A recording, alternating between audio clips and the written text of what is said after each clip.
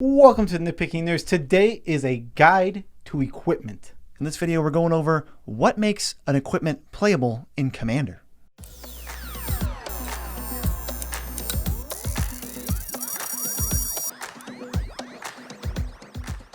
I'm your host, Joe Cherries. I'm your host, Beezy, and that makes us the Nitpicking Nerds. Check us out if you want to chat with us literally almost every day. We're in Discord. You can go for free, and then if you're a patron, you get some upgraded stuff. So what are we actually doing? This is the Worth It series, talking about what makes an equipment playable versus where some traps. And then, well, we're also going to talk about what equipments actually are, which Joe will do right now. Yeah, they're a subtype of artifact with equip abilities that attach a creature and grant them bonuses. Usually power toughness is like the most common to see on any one of these, but they can also give abilities and just a bunch of different things. Yeah, so what decks want equipment? Some commanders are going to specifically synergize with equipment, and then there's some equipment that synergize with commanders where, I'm like the new Akiri. She says, play a bunch of equipment. So it doesn't really matter what the equipment is, it's going to go well with her. And then there's some commanders that say, hey, I want my power to be really high. And there's some equipment that do that really well. So those equipment might synergize with that commander. Yeah, but we're going to talk about overall for this because there's going to be situations where Gwyn is a perfect example. Sir Gwyn. That can play a ton of different equipments that we probably won't talk about today because it's a deck made for specifically equipments, but we're going to go over ones that can go in more commander decks, and we'll talk about what situations where they fit. Well, here's the thing. What if you have a commander that just says play equipment? I don't care what the name of the equipment is or if there's specific ones. If it just says play equipment, you basically just have your own personal limited or your own personal equipment power rankings, and you just kind of, if you want 15 equipment, you can basically just take the 15 best equipment that are the most playable. So we're basically talking about almost every equipment we would play, and then there's none, or almost none, aside from specific synergies, that we would really touch. There's 273 legal equipments, and most of them, just by the nature of what the rarities they're at, are complete garbage. Yeah, we just got like 8 or 9 of them in the latest set. I think maybe one of them, 2 of them are good, maybe. Yeah, and not for EDH, really. And the last thing, not every deck wants equipment. Most decks can just go completely without it. Yep, but there are some equipments that just break into decks because they're just better than most cards. Yeah, exactly. So moving on, we got our expectations and our standards. We're looking for it to replace itself if it can. Get a land, get a card, be removal of some kind. It's tough to get a card out of these, and that really is the toughest thing. A power buff is often not worth the card in a lot of situations. Yeah, we're also expecting it to synergize with our commander, either because the commander wants any equipment at all, which means the best equipment and the most playable, or the commander says, I want a huge damage output, or even just a commander that says, oh, if this commander has Shroud, it's really good, and then you can play an equipment that gives Shroud, and it's really good for you. And also, we want huge damage outputs. If there's a creature that just doesn't have to say, but if it's potential to deal 21 commander, then there's equipment that'll do it faster than auras or instant sorceries. Our priority list is that there isn't really a priority list here. To be honest, there's just not a way to really gauge these as what's more important and what you're just looking for synergies. That's our expectation. You want to look at the expectations for your priorities. Here it is. The equipment that quickly and most efficiently get you the card back or provide damage output are the equipment that you play. And the ones that get cut off usually just don't make the cut because they don't replace themselves fast enough or they don't provide enough damage. It's really like, this is the simplest Worth It. And what really becomes useful is when we get into the card by card. Yes, we're going to go, and we're actually doing that right now. So we just went through every single equipment and we were like, all right, which ones will we play? This is basically all of them. There's not too many equipment that exists that I have not, that I've gone beyond this list to play. First, we have Bathless Collar, which is a 1 mana artifact, and you pay 2 to equip it, and the equipped creature gets Death Touch Lifelink. It's super efficient. If you have any synergies, if you have a pinging commander like Niv Mizzet, he loves this. He just goes, well, now I just kill things whenever you draw a card. Woo! Even weird stuff, it's not the best, but I'm thinking of like weird damage like Nekusar, if you want to gain life off of it. You can take the lifelink aspect if your commander has much damage, or the Death Touch if it'll ping each creature. It's one to keep in mind because it's the most efficient way to give a creature lifelink and Death Touch. Yes. Also, Death Touch synergizes really well with Trample, don't forget, because if they block, say they block with a 10-10 against your 10-10, you'll Death Touch 1 damage to it and Trample over for 9. So that's and gain the full amount. And this is like that seems good on Galta. You just gain 12, and you're going to trample over everything. Yeah. Oh my god. Yeah. Gold. Next is one of those high DPS cards. Is Blackblade Reforge. It's 2 mana for equipment, obviously. Equips to a legend for 3 or a regular creature for 7, and the equipped creature gets +1/+1 for each land you control. You want this on your commander. This one's insane. This is probably the highest power toughness buff that is good and playable.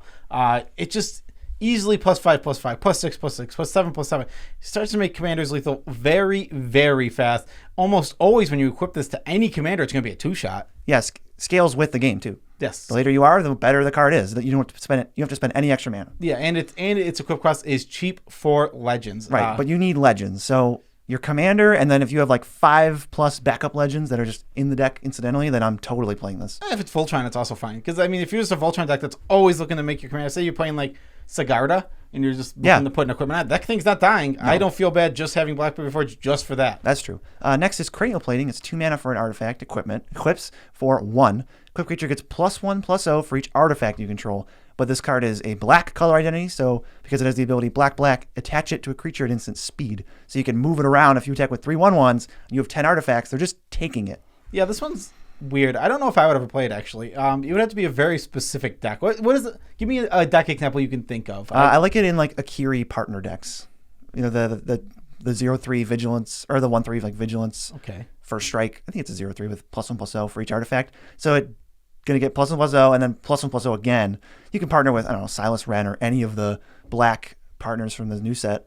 It wasn't one that I'm going to play a ton, but you need to be an aggressive artifact deck. But I think once you are, this is sweet. Yeah, okay. So you put in your aggressive artifact decks. I don't know. This is a card that's never even crossed my mind for playing, to be honest. But I would put it in a deck. If somebody gave me that deck and it wasn't in, I think I would put it in. This is literally like every equipment that I looked at. I'm like, yeah, I could see it. Next, we have Dowsing Dagger. I love this one. I do love this one. I beat you to it. Yeah, I was literally going to say I love this one. 2 mana for an equipment artifact when it enters the battlefield. Target opponent gets 2/0/2 plant tokens with Defender. Equipped for 2. Equipped creature gets +2/+1. And when it deals combat damage to a player, you flip it into a land that has for 3 mana of any color. This one is sweet. If you can get it done that turn with a creature with flying or evasion, it only costs 1 mana for that whole exchange, and now you have a Gilded Lotus. That's a land. Yeah, and it's hard to answer because it's in a land slot. Sure, it is answerable, but again, you spent your equipment. You got in damage with it too. What did they get? They got 2 plants. Who can do anything with those? Yeah, I'm not really counting it as answerable. You're not down a land if they answer it, and land destruction is pretty few and far between. And if there's any other land that's better than this in play, it's not going to die. Yeah, if there's a Gaia's Cradle, this certainly isn't drawing any attention. Yeah, and if you do it on turn 4, this thing is going to make at least 6. They're not going to be like, all right, time to Ghost Quarter you on turn 5. That's not going to happen. Card's really good, but you need evasion. Yeah, but it's so easy to flip. I just think if you get this out early and you, like you said, you have evasion, you get in, you flip it, and it immediately just costs you 1 mana because it nets 3 immediately. Yes, the land enters untapped because it was never tapped. Ember Cleave is next. This is in competition with the Blackblade Reforged for damage output. 4 red for an artifact equipment with flash, equips for 3, but when it enters, it just attaches for the first time for free, and then it costs 1 less for each attacking creature, so you can get it potentially down to just red. But even for 3 red, your creature now has +1/+1, double strike, and trample. Oh my god! What about if you have both of these? It's probably a 1-shot. If you mean Blackblade Reforged and Ember Cleave? If you have them both, I imagine you're 1-shotting a lot of players. How is it? You have to have probably 5 lands, so that's 12 by itself, right? Yeah. Plus whatever the commander is. Yeah. So it's a really easy 1-shot, but this only is going to cost red in a lot of situations. You want to make sure you have a deck that's going to lower that cost because I think this card is not very good as you push it up. If it's 5 mana, no, I'm not really going to play that too often. It might. 5 isn't even that bad. It can never be 6. 6. I mean, yeah, that's true. It'll never be 6. So 5 mana. I don't want to play it there, but if you can really push it down and spend 3 or 2 on this, it's so much better. It's actually insane value that you can get right away. The large damage output is going to be off guard because it has flash. So it's during the attackers it comes out, and it's not a common EDH card. Like in standard, you see this coming. Yes. You don't see this coming in EDH because when they attack you and you have two red up and they attack you with 4 creatures, you don't go, yeah, they probably have Ember Cleave. Here it is. You can do some cool stuff like search it up with Stoneforge Mystic and then always just put it out for 2. She'll put it on the battlefield. It'll attach with its own ability, and you don't ever have to pay red for it. Oh, that's cool. That's a nice little thing you can do. We'll move on to the next one. I have a big asterisk next to this because I would only play it in budget. Explorer's Scope. It's 1 mana, equips for 1. When the quick creature attacks, look at the top card of your library. If it's a land, it puts it into play tapped. I just put this on there because I said, hey, if you're like a budget Boros equipment deck, this is pretty good, and I don't think it gets a lot of attention. I just think it's Beezy's pet card. I don't think this. It's a budget card. I don't think it's. I would never play it in like high power. I just thought, if you're a red-white deck struggling to ramp and you want equipments, does both. I just never look at this card. Like, even when I look at this card, like, it just doesn't even tickle my fancy for budget. I think it's pretty decent. If you get 1 land ever, it was already worth it, because then you ramp it growth. Sure. But it also counts as an equipment, so it might draw you a card or do something else. Hammer of Nazan, back to the better ones. 4 mana for an artifact. When it enters the battlefield or an equipment enters the battlefield, you get that free attachment on it or whatever else. Quick creature gets +2/+0. It is indestructible. And it equips for 4 if you need to. Yeah. The fact that it makes the creature indestructible is nice. This isn't Darksteel Plate, which you never. We'll talk about that. we will talk about that. Which you only get indestructible. You get indestructible, you get a power buff, and it can attach for free. There's a lot here that layers above into a better card than just getting indestructible. Definitely. If you're worried about your commander ever dying, it won't with this. Not in combat. Heirloom Blade. I think this card is sweet and actually just doesn't get enough tension as it is. It's 3 mana for an equipment. Equips for 1. The quick creature gets +3/+1, and then when it dies, you flip cards until you hit a creature that shares a type, and that card goes in your hand. This is like pretty sweet. I don't even know if it's just tribal specific.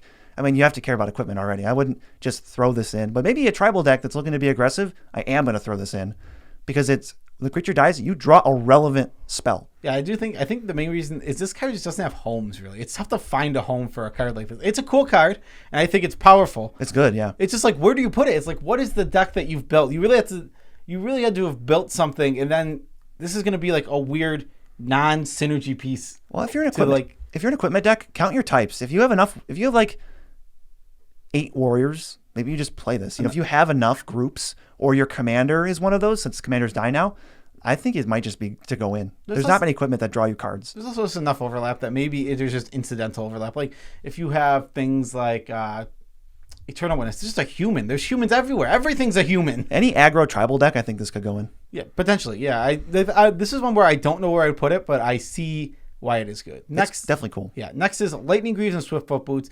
Both are 2 mana equipment. One attaches for 0 and gives Shroud and Haste. The other one attaches for 1 and gives Hexproof and Haste. These are overplayed, but they're very good. Yes, I was just going to say the exact same thing. Oh. You really want to make sure that you want this for your commander. If haste is really relevant, like attack, if your commander really wants to attack, something like Kali of the Vast, that card needs to attack to be relevant. You can't reliably go, I need to untap with this. You need to go, hey, it needs to get in right away as soon as I play it. So Greaves, Boots, perfect for that. There's tons of commanders that are looking to just beat face right away and don't want to hold back. And Lightning Greaves can have alternate applications. If you play it in like an Elf Ball deck, it gives all your creatures haste because the equip is 0. So you play a Mana Dork, equip for 0, tap it, now you're producing mana extra. Where like some decks, if you want to cast auras, then you don't really want Greaves. You want Boots, so you can Voltron the same thing up. And then some decks, like with the Elf deck, you would never play Boots because it doesn't function as a ritual. Yeah, you're probably not going to play it enough. You'd play it enough deck where you really wanted your commander to tap right away. Yeah, I've seen it. Yeah, I would say I would never play it in the normal Elf deck, but if there was something about my commander that drew me to want to attack with it right away, then yeah. Yeah. So next is Illusionist Bracers. We've never really played this one. 2 to play, 3 to equip. Whenever an activated ability of equipped creature is activated, if it isn't a mana ability, you copy it, and you can choose new targets for the copy. We don't really go near this. I don't think we've ever really built a deck where I'd want it too bad. It's kind of clunky, but if your commander has some insane activated ability that isn't too cheap that you can just do over and over and over, then I would consider it. Yeah. Again, this is like going back to something we said in the beginning. Synergies. If this has synergies and you have the right synergies, that's where you're going to play it. Don't just throw this. We're not saying Illusionist Bracers. Great. Throw it in every deck. But there's definitely abilities where if you activate them, it's just going to be, whoa, doubling this is insane. How about this? If the ability that you activate nets you the card you spent and the mana you spent and it was worth it, then throw it in. If it's just cool, then don't do it. Yeah, or do it if you really like just doing cool things. I don't care. Yeah, You should do what makes it fun to you. I mean, that's what's really important. Right, but just based on our standard, we wouldn't play it if it didn't get a card back. Exactly. Yeah, that's what our standard is. Play for fun, but if you're looking for power, don't just throw this in. Yeah, I mean, all these are based on power more so than fun. Anyone's opinion trumps anything we say always. This is just advice. Nim Death Mantle is 2 mana for an equipment. Equip 4. When the equipped creature dies, you can pay 2 and return it as a zombie, and it gets +2/+0 and is a zombie. I think the equipped creature gets +2/+0 and is a zombie. Yeah. So this has combos. This is a combo piece where if you have Ashnod's Altar and a creature that makes 2 other bodies when it enters, it goes infinite. It produces infinite mana and infinite death triggers and infinite enter the battlefield triggers. Can you name one? I mean, I can. Can you name a creature that makes 2 bodies? What's the Puppeteer? Grave Titan? No, that wasn't the Puppeteer. It does go infinite with Grave Titan, Ashnod's Altar. Marionette Master does it by itself. Marionette Master, that's the puppet thing I was saying. Yeah. I got it. Don't worry. Yeah, Marionette Master. Yeah, there's other things too that just go infinite. Yeah, but Marionette Master is the payoff too for that. So yes. It's sweet. Next is a card we omitted from one of our most recent videos. It is Skull Clamp, 1 mana to play, 1 mana to equip. The equipped creature gets +1/-1, and when the equipped creature dies, you draw 2 cards. Do you know what video we omitted this from? No. Cards to ban. Oh, yeah, I would ban this card too. Well, we'll talk about it. Skull Clamp is absolutely insane. It's a card draw engine. If you have tons of small creatures looking to get rid of, you're making tokens. Your creatures are dispensable. You don't care if they're in the graveyard. Any of these reasons right there that you just go, hey, Skull Clamp, sweet. I'm just going to keep putting it on my creatures. Card, stupid card advantage, stupid quick. Absolutely the best equipment ever printed. The best equipment in Commander, not close. For our purposes, there's nothing that comes close. It bleeds into decks that couldn't care less what type it is. Mm-hmm. And any equipment deck snaps it up. It's the first draft pick in I have to play equipment. All right, well, Skull Clamp going in. That card is stupid good. It's amazing. This card is definitely probably the most fun one on this. Sunforger, 3 to play, 3 to equip, +4/+0 is what it grants. And then you can pay red, white, and unattach it. Search for a red or white instant with mana cost 4 or less, and you get to cast it for free. It's very tricky. Very tricky. Oh, so tricky. We did a whole video about the things you can get with this, and there's been great ones since then. I think my favorite one is probably Fury Storm now. Fury Storm? Copies itself for every time you play your commander, and then it copies a spell. Okay, cool. Yeah, that's cool. You can get Sunforger's sweet. It's a package deal. The thing that is tough about playing this card is you do have to make sure your deck is equipped to play. You can't just throw it in any deck and say, I have Sunforger, and it has 2 things to get, because then you draw them and you go, whoops. You want like 8 to 10. Yeah, you want 8 to 10. It's a huge package. It's a huge investment, but if you invest, it's cool. It's super fun. This is one that I've grown more wary of as like a card I don't think is as good anymore. I might even put it in traps now. It's super fun. It definitely is going to protect you from board wipes every time. I agree with that. I agree that it's super fun. But I think when it's one of those cards when you start digging into the mana you're putting into it, you start to realize that you're putting a little too much in. It's also card advantage. It is. I'm not arguing that this card is fun and even playable. It's not something I would never throw in a deck. But it is a card that like you really. I've started to like dig into the numbers and it's like, ugh, it gets rough as you dig in. All right, how about this? If you can forego the equip cost, it's great. Then it's really good. Yeah. If you're playing Sunforger in a Sir Gwyn deck like we talked about earlier, I'll snap that off. That is just amazing. Nasty. Yeah, so good. Good lord. What's next? We have Sword of the Animus, another very good one. This is 2 mana, and it equips for 2 also. And equipped creature is +1/+1. And when that creature attacks, put a basic land from search your deck for a basic land, put it on the battlefield, tap, then shuffle your library. Woo! I really like this one. I mean, if you have a commander that comes out early, if you have a deck that just plays creatures early, they attack so quickly, and this gets you so much advantage. If you can equip this on like turn 4 on your 3-drop, it's going to feel great because it's going to probably attack 2-3 times. And even if they answered the creature, you still are left with the equipment that can go get you more lands on your next threat. Staple for non-green decks with creatures in them. For real. This is one of the better ways to get repeated land drops. Yeah, like Boros, slam dunk. Yeah, I would say creatures that come into play early. I would if you have a good amount of 1, 2, 3 drops in your deck, snap this off. It's very, like I said, if without, I'm just discounting ramp right now. We're gonna say we didn't ramp up to this point because we're in white and we had a bad draw.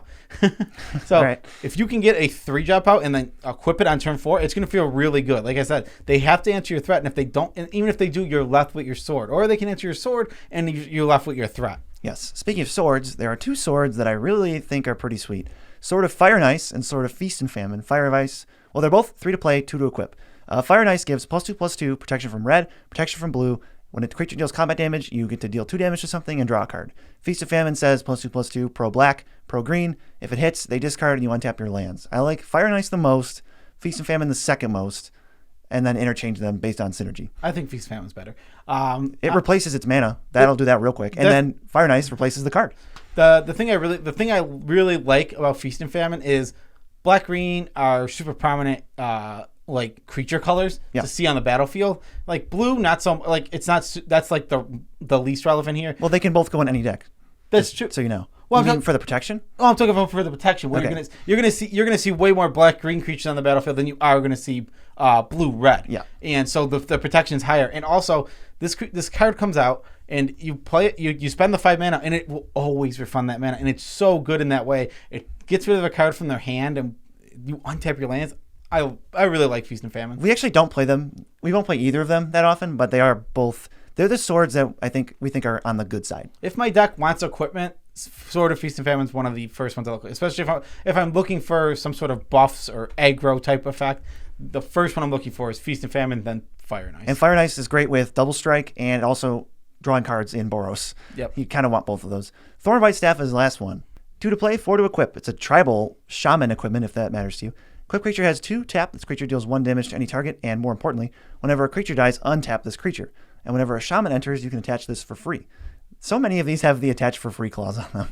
But this one is another combo enabler. If your commander taps to do something and that something kills a creature, or you can make it do that with other synergies, then you can do it infinite times. Yeah, this is a combo piece. That really is what this card is. You're not really looking to put in any other deck besides those combo decks and ones that go. There's just so many things that go infinite with this. Our absolute favorite was the Teriel, the Reckoner, I think is her name. She gets random card out of their graveyard, so you get it back and then kill it with a sack outlet, and then it untaps Thornbite Staff, and you just get all their creatures infinitely. It's my favorite thing that we ever did with this. It's not that. No, what is it? Way cooler. What? We purposely made a combo that animated Acorn Catapult, so we could put Thornbite Staff on it, and then you could always keep. It would make your triggers keep going off. Yeah. So you would just keep killing you keep killing the squirrels with the acorn and getting a new squirrel. That was what was that in? That was I think it was our janky combo in Griswold. Oh, yeah, that sounds right. It was so good. That was way better than the other one. Those are 2 of our coolest deck decks if you haven't checked them out. I actually watched the Griswold one and I clicked on it accidentally and I just ended up watching it because I was like, this is really cool. I don't remember this super well. Next is the traps, the equipment that we tend to avoid that some people are higher on, or, obviously, if you want to stick to the card's cool, I'm having fun, then disregard this. But these are ones we would tend to stray away from if we're looking to upgrade our equipment slot. First is Argentum Armor, 6 mana to play, 6 mana to equip, and all you get is the equipped creature attacks, and you destroy a permanent. That's not all you get. You get +6/+6. Oh, yeah. You get +6/+6. No evasion. No ways to get through. They'll get you your card back, but it's 12 mana to get your card back. Which feels like it doesn't get me my card back. It doesn't give me my turn back. It only ever comes close to being played in something like Sir Gawain, and even then I'm not super high in it. But I could see that's definitely a card I could see like, hey, I'm playing Sir Gawain and I really like big swingy effects, then hey, that's fine. If you can pull off Sir Gawain, Stoneforge Mystic, and the Stonehewer Giant, like maybe something else all in the same deck, all right, this gets a little better. Godo. I think typically no. Godo, right? Does that go? It goes and gets stuff, right? Yeah, I think that'll cheat the casting costs. Yeah, whatever. It's just so clunky. I would tend to avoid it. I would avoid this really hard. I think this card is very bad. I think Argentum Armor is pretty much once you're hitting higher play levels, you're just never gonna want this as you hit high power levels. Obviously, it's much more playable if you're in a slower play group. Then it's obviously much better, but when you get to higher power levels, we're talking like 6 and up. I was thinking like 6, 7. Yeah, exactly. 6. So really not even super high, above 5. That's just, do that in your head. There's no actual translation to what 5 and 6 means. Yeah. Batter Skull, 5 mana for a living weapon. So it comes in as a 0/0 equipped. Another one that mitigates the equip cost at first. It's a 4/4. It gets +4/+4 vigilance lifelink for some reason. And you can pay 3 to bounce Batter Skull back to your hand. And, that's it. This card's really bad in EDH. I don't see any upside. +4/+4 vigilance trample, or not even trample, vigilance and lifelink On the batter ram. Yeah, it's a battering ram. Oh my Flavor God. fail aside, I hate that it doesn't have trample. this gets hype because it's so good in Legacy and Modern, and was good in Standard for a minute before it got banned, the Stoneforge. But like that just doesn't translate into EDH. And I'll just segue, doesn't translate into EDH right into Umezawa's Jite.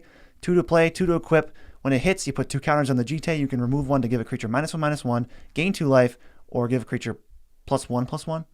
Yeah, people seem to really like this card, and I am way off this card. I just don't see it at all. +1/+1 to your creature isn't relevant almost ever. The -1/-1, I'll pick off small dorks, but again, not too relevant. This is after you hit, by the way. This is after you deal damage, and so both of those don't sound that good. You constantly have to be dealing damage to get these counters, and gaining 2 life also just That's a not whiff. relevant. That's a complete whiff. It's just 4. I mean, the plus. I think the pumping a creature is a whiff. I think that the life gain is a total whiff, and I think that -1 isn't even close to good enough for something to do. It's just not. It's not there. It just doesn't do it. Doesn't amount to a card that will scale for multiplayer. You're gonna have a hard time getting your card back in a meaningful way. How about the next one? Helm of the Host? Helm of the Host is a 4 mana artifact, and it equips for 5. And at the beginning of combat on your turn, you create a copy of the equipped creature, except for it's not legendary and it has haste. Okay, this is the most fun. Like, I've wanted to do this. I know plenty of people have done it. And it's awesome. There's some commanders that just bury people if you can get the sweet combo going. But if you want to maybe take that deck and, okay, you did the Helm of the Host thing. If you're looking to maybe upgrade it, I'd say you could probably cut Helm of the Host.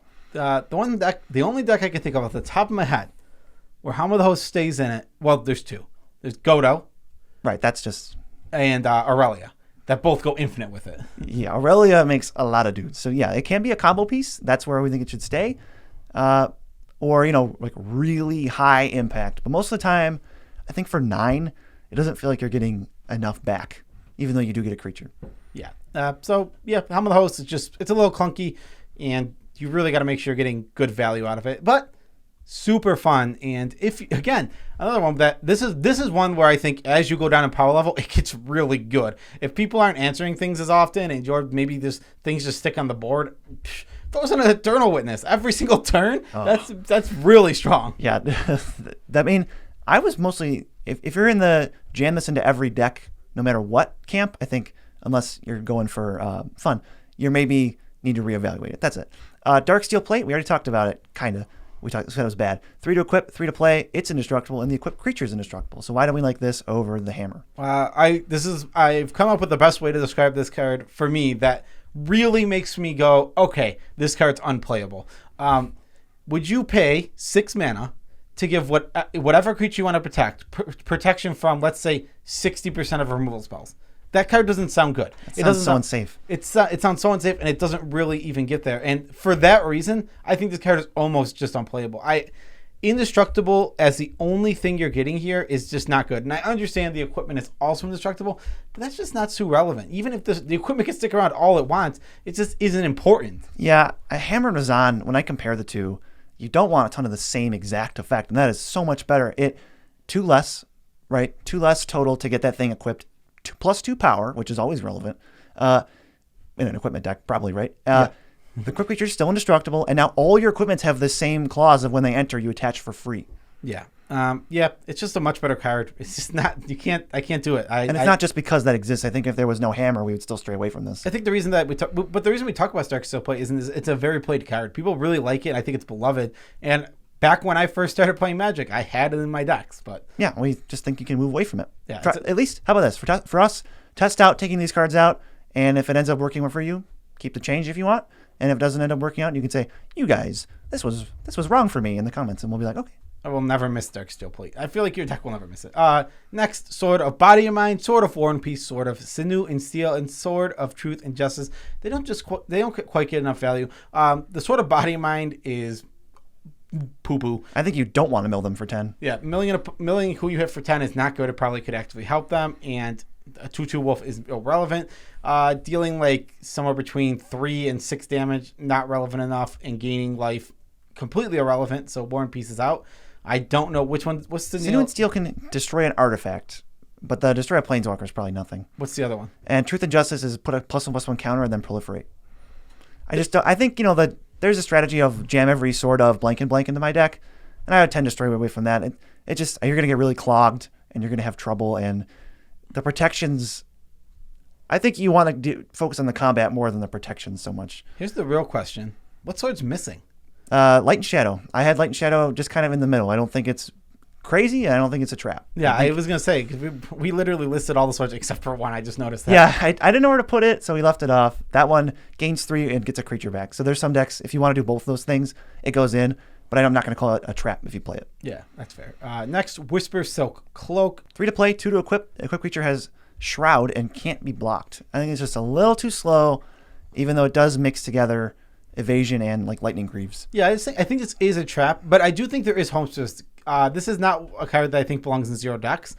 I think there's homes. I think it belongs in certain decks, but you want to be so careful because it's not just a card you just want to throw in.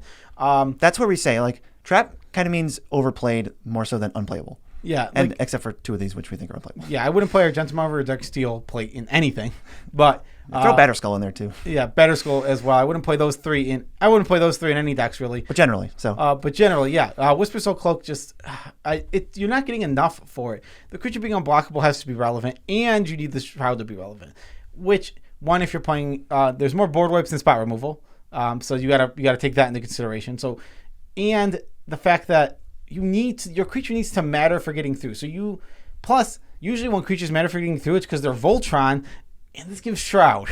Yeah, I think Trample is, once you get into the Voltron territory, Trample is close enough to unblockable, and Flying is close enough to unblockable that you might just want something like Greaves or Boots anyway. Yeah. Instead. Because once your creature gets so big, the deck is designed to get around a 1/1 with no abilities. It's just going to chump block. So we don't need to go through all these hoops. I would even rather just play a Rogue's Passage in the land slot instead. Yeah, and it doesn't take up a spell slot. Next, Godson. I cannot tell you what this one does off the top of my head. It's so popular. It's a 1 white equips for 3. Equip creature gets +3/+3, and when the equipped creature blocks or becomes blocked by one or more creatures, you may exile one of those creatures. And then it also has your opponents can't cast spells with the same name as a card exiled Godson. That is functionally a whiff. They only have 1. Yeah. This is so tough. It's a cool factor. It is a cool factor. It is the thing used to kill Xenagos. It is the weapon of a god. There's coolness in that, but I just don't see it. You're not going to need to choose really what you're destroying. They're not going to block with their best creatures, and that's about where I'm at with it. You're never blocking when you have an equipped Godsend creature. Yeah, exactly. Like no one's sending into it, but it's like I'd rather have Flying or Trample. Exactly, Flying, Trample, like real evasion, things that don't give your opponents choices. Yes. Just not an effective all-around equipment. And the last one used to be great, and I think it just kind of fell out of favor. It's Loxodon Warhammer. / Behemoth Sledge. Same card. Oh, yeah. They give +3/+0 Trample Lifelink and +2/+2 Trample Lifelink.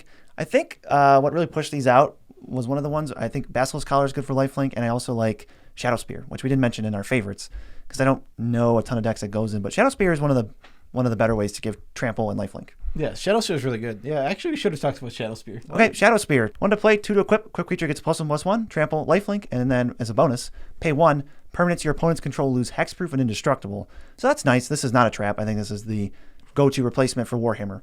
Also, I think that card is just probably. I would have put that. I think I didn't look hard enough. I must have missed that one because that one should have been in the good cards. I think that one's actually one of the good equipments. Okay, especially on a budget. That's one of the first ones I'm going to. Card is sweet. But yeah, don't play Loxodon Warhammer. Don't play Behemoth Sledge. I think you can just do better. Yeah, they're just too costly in the equips. But that's our video. Special shout outs to all of our patrons. We love you all as much as we can without making you uncomfortable. You guys make this channel possible. If you want to join them, head over to patreon.com, become a patron, get some of our sweet perks. Yeah, we got a TCG player link in the description. We'll either put We'll put all of the good equipments that you can choose from. Buy any of that. Buy whatever you want.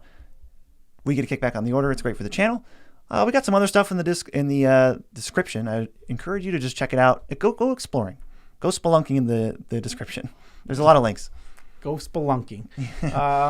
Where are we at? I guess we're Tidbit? at Tidbit. Yeah, Tidbit about our lives.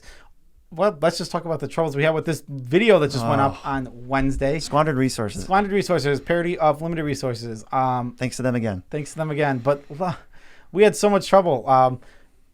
Scryfall messed us up. We had to re-record the entire video, and the thing we had to re-record that we botched was like 4 hours of footage because we searched, cards in Commander Legends. We know it's a bigger set than usual, and we really weren't as diligent as we should have been, and we ended up reading 100 extra cards and mentioning the 100 cards throughout the entire video. So it was totally unsalvageable, every piece of it, and we were just like, we had to find our zen and record 3 more hours of cards we already talked about. Yep. I am really glad we didn't post it, and it was complete luck. I don't even remember what. I think I saw. You said, check out these weird collector numbers, and I'm like, oh no, they were precons. No, I saw it. I definitely pointed out. Yeah, you said check out these weird collector numbers, and I'm like, yeah, it's the precons, and we were like, uh-oh. Thanks, Scryfall. Oh yeah, Scryfall costing us literally like a day. 20. It was like 20 to 30 hours of work. Yeah. Also, next episode, the rares and the mythic rares coming out Wednesday with no issues. We will not have issues where we have to record it twice. It will be fresher. It'll be faster, I think, because they're all either great or terrible. Yep. I'm excited to do rares and mythics. They're definitely more exciting to talk about than 1/1s, but the 1/1s are more important. Yeah, exactly. The uncommons and the commons are way more important. But that's it. That's it. Yeah. Peace out, Tribe Scout.